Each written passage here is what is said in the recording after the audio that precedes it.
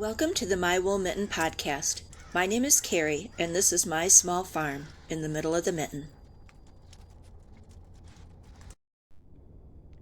So I played back the video that I took during night chores yesterday, and it looks pretty clear, so I think we will use that footage. But then I thought I'd take you along this morning and show you what I get up to, how I'm going to get started for today. And can you see in the sunlight that there are sheep out in the pasture? I don't shut them out of the pasture in the wintertime when it's weather like this and they can go out and graze a little bit. I'm all for it, and that's what they're doing. So, are you ready to go out and do the chores, Bailey? Didn't need your sweater today, did we?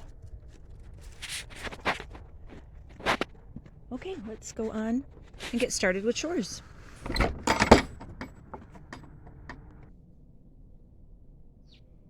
Are you king of the hay pile, huh? So the first thing I've got to do is throw down some hay this morning.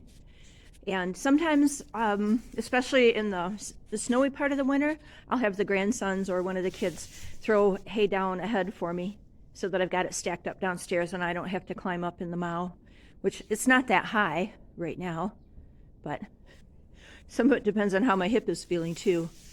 Got to get some more straw in, but I have a lot of chaff for bedding as well. So, and somebody is really blatting up a storm down there, so better go see if everything's okay.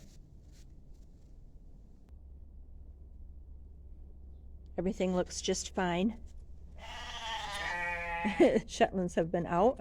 Bailey's trying to figure out what I'm up here yapping about. I have a little bit of hay left from last night, but I'll need to throw down some more bales today. And there's that other pen that I was telling you in last night's video. Here's where the horses could come in and be, but that's not really working out with them. It's where I'll put the ram and 3 ewes that will be able to go. That will be open and they'll be able to go in and out as they please. Then there'll be a division here, so they can't be nose to nose, fight through the gate. And the other ram and his ewes will be out here and can go in and out there. So maybe that makes a little more sense to you.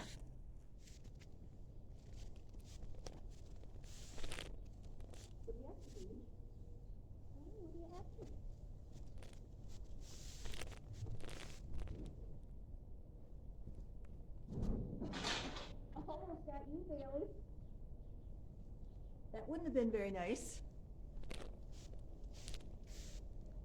I don't know if you got to see me getting the hay down. Bailey ran right underneath just as I was tossing the bale over.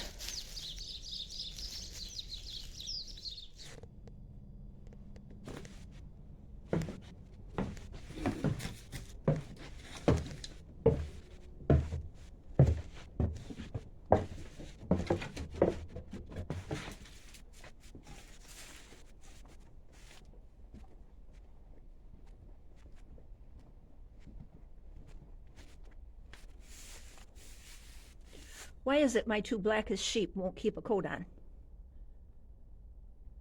Yeah, we're going to have warm chocolate brown colored fleece instead of that nice shiny black.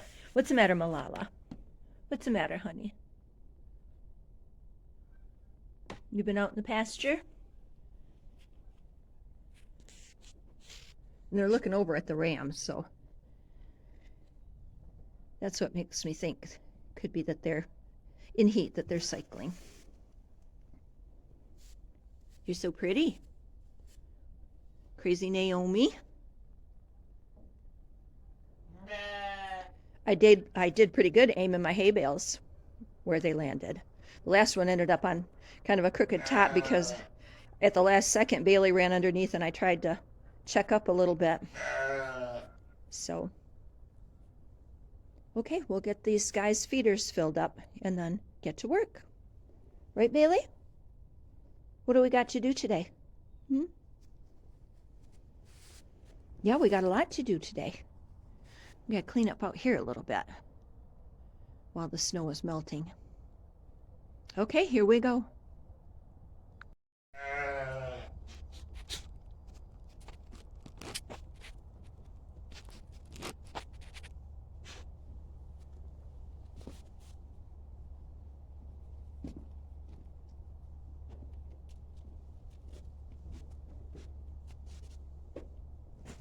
This is how a woman with no tractor and only a small amount of livestock hauls hay around the farm.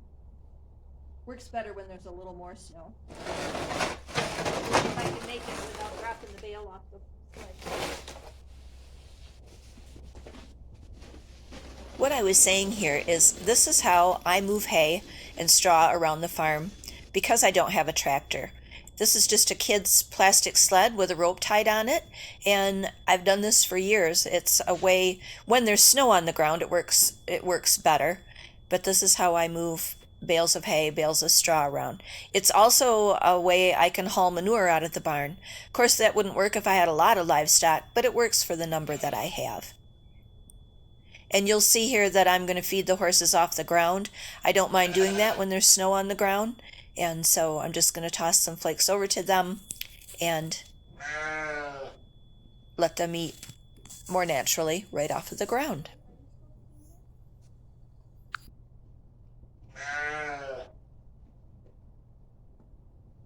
You'll also notice how carefully I have to walk around out here on this side hill.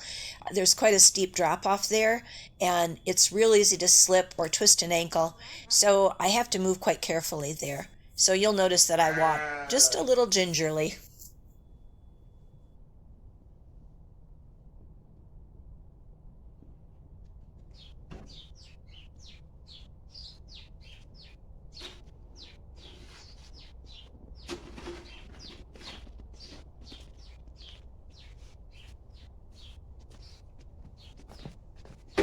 Also how we haul manure if we can't use a wheelbarrow. This works great.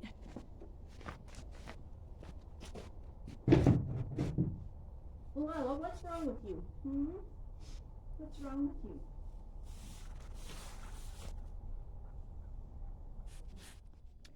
I'm standing here in the old double tie stall to give you an idea of where it's at. Do you remember I showed you where the sheep coats were hanging over a gate? And I just opened the gate because I thought I had some pallets stacked in here, which I do. And I also have another grain feeder, so I'm glad to know about that. But I'm thinking about trying to decide when I have the rams, and there'll just be 2 of them running up on the hill after breeding season in that little shed that I built. And I'd like to make a small hay feeder without too much effort. And I'm thinking, what do you guys think? See how this pallet is? If I were to stand it, let me just switch the phone or the camera. So if I were to stand it so it was going up and down here,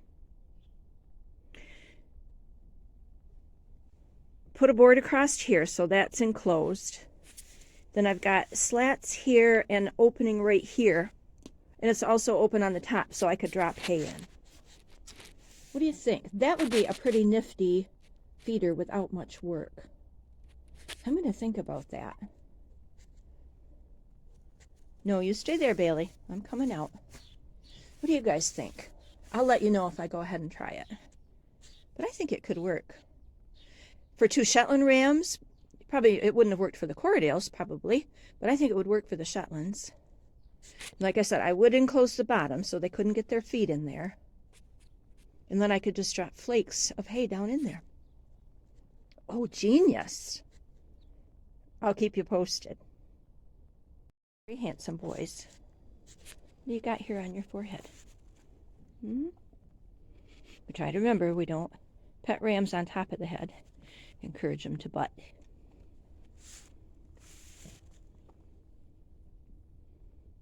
Truman, whose registered name is Chaga, and Trace. Both have.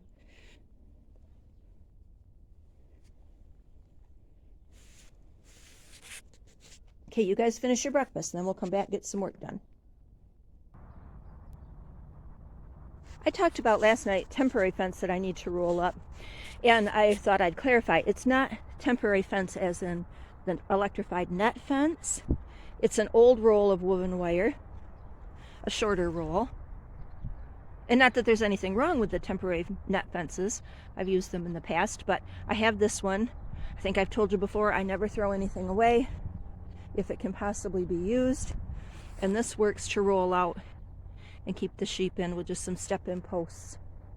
And I was going to roll that up first thing, But I better wait and see. I may end up having to use it if I change gates and I run somebody out that way just as a backup. So we'll see. Just taking you guys along for my thought processes, what goes on in my mind during the day. Okay, I started a fresh pot of coffee before I came out, so let's go get that. Okay, continuing, taking you along on this thought process of mine. Got up to the house, have the cup of coffee, and I have my farm book where I jot down things that I either have to buy or have bought or have to fix or have fixed or want to do. So looking at my list, going over it pretty much with everything that I said to you guys that I have to do, I think because the weather is so changeable at this time of year, it's beautiful here today, so I think I'm going to prioritize with that shed, getting that shed ready, that pen ready, and driving some posts and setting some gates. And the garden can be kind of towards the last. That's not a priority. Getting the feeders moved and the things moved along the side hill of the barn, that's going to require my son-in-law and my grandson's help, so that might happen on Thanksgiving Day. Well, we're having Thanksgiving on Friday of this week, so that gives me tomorrow to work on some of these other things. I've got also on this list, one thing that I didn't mention was basement windows. We put windows in the barn, and I'm not going to worry about doing that right now because the weather's kind of nice, so that can come a little bit later. So I just thought I'd finish up this portion of the morning chat with you, sharing a little coffee with you, and going over our list. Okay? Guess I should go do the breakfast dishes though. So I'll go do that. Talk to you in a little bit. What are you doing up there? Huh? How come you're not down here with me? You gonna come down? We're not done with chores yet. We're not done yet.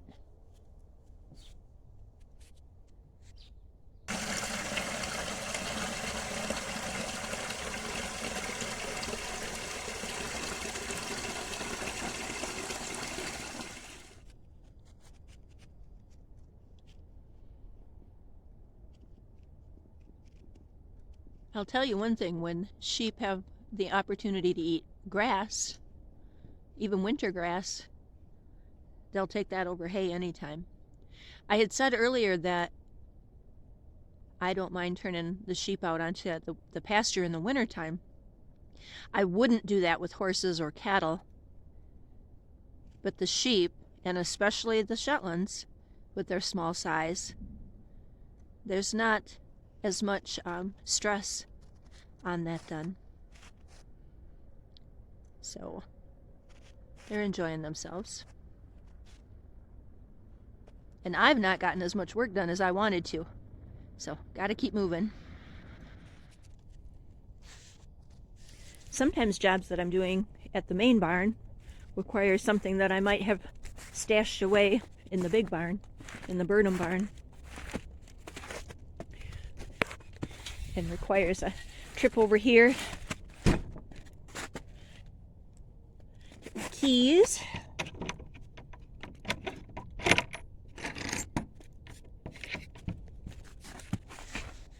With help from the trusty hound. Right, Bailey? I've got some fence posts in here, I think, that I'm gonna need. So that's what I'm doing.